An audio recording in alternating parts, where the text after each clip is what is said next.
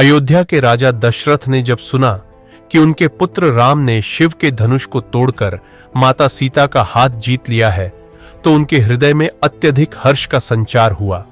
उन्होंने तत्काल अपने मंत्रियों और पुरोहितों से परामर्श किया और मिथिला नगरी में राजा जनक के पास विवाह के निमंत्रण के लिए जाने की योजना बनाई। राजा दशरथ स्वयं अपने मंत्रियों, पुरोहित व परिवार के अन्य सदस्यों के साथ मिथिला के लिए प्रस्थान करने लगे। नगर में चारों ओर आनंद और उत्सव का माहौल था। जब दशरथ का काफिला मिथिला पहुंचा, तब जनक ने अत्यधिक आदर और सम्मान के साथ उनका स्वागत किया। राजा जनक ने अपनी पुत्री सीता के विवाह के आयोजन की सारी तैयारियां पहले से ही कर रखी थीं। मिथिला नगरी में विवाह की तैयारियां जोरों पर थीं। नगर के प्रमुख मार्गों और महलों को सजाया जा रहा था। फूलों की महक और दीपों की रोशनी से पूरा मिथिला नगरी जगमगा रही थी।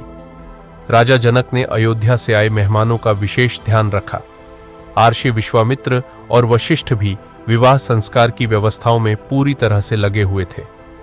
राजा दशरथ ने राम और उनके भाइयों के विवाह के लिए शुभ मुहूर्त निकाला और यह तय हुआ कि उसी दिन राम और सीता के साथ साथ लक्ष्मण, भरत और शत्रुघ्न का भी विवाह जनक की कन्याओं के साथ होगा।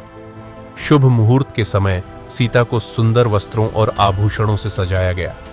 राम ने भी शाही वस्त्र धारण किए। जैसे ही राम और सीता विवाह मंडप में पहुंचे, वहां उपस्थित सभी लोग उनकी जोड़ी की प्रशंसा करने लगे। विवाह संस्कार में अग्नि को साक्षी मानकर राम और सीता ने सप्तपदी ली और जीवन भर साथ निभाने का वचन दिया। जब राम ने सीता के मस्तक पर सिंदूर लगाया, तब वहां उपस्थित सभी लोगों की आंखें श्रद्धा और खुशी से भर उठी। सीता और राम का मिलन एक दिव्य और आदर्श विवाह का उदाहरण बना। राम और सीता के साथ साथ लक्ष्मण, भरत और शत्रुघ्न का भी विवाह संपन्न हुआ। लक्ष्मण का विवाह सीता की छोटी बहन उर्मिला से हुआ। भरत का विवाह मांडवी से और शत्रुघ्न का विवाह श्रुतकीर्ति से। चारों भाइयों और उनकी पत्नियों ने विवाह मंडप में अग्नि के चारों ओर फेरे लिए और विवाह संस्कार संपन्न हुआ।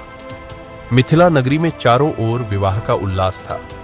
सभी विवाह संस्कार पूरे रीति रिवाज और विधि पूर्वक संपन्न हुए। इस महान विवाह समारोह के बाद मिथिला नगरी में अद्वितीय आनंद और उत्सव का माहौल बना रहा। विवाह के बाद राजा दशरथ अपने पुत्रों और नवविवाहित बहुओं के साथ अयोध्या लौटने की तैयारी करने लगे। मिथिला के लोग भावुक विदाई देने के लिए एकत्रित हुए। राजा जनक और महारानी सुनैना ने अपने दोनों हाथ जोड़कर भगवान राम और माता सीता को आशीर्वाद दिया और अयोध्या के लिए विदा किया। जैसे ही राम, सीता और अन्य भाइयों का काफिला अयोध्या पहुंचा, वहां के निवासियों ने पूरे शहर को फूलों और दीपों से सजाया। अयोध्या में सभी लोग अत्यंत प्रसन्न थे और राम सीता के स्वागत के लिए आतुर थे। जब राम और सीता अयोध्या के राजमहल में पहुंचे, तब वहां एक बड़ा स्वागत समारोह आयोजित किया गया, जहां राम, सीता और उनके भाइयों का सम्मानपूर्वक स्वागत हुआ। अयोध्या नगरी में उत्सव और आनंद का माहौल छा गया और सभी ने नवविवाहितों के जीवन में सुख और समृद्धि की कामना की। आगे की कथा में हम देखेंगे राम राज्य की शुरुआत। तो बने रहिए हमारे साथ इस महाकाव्य की यात्रा में। जय श्री राम।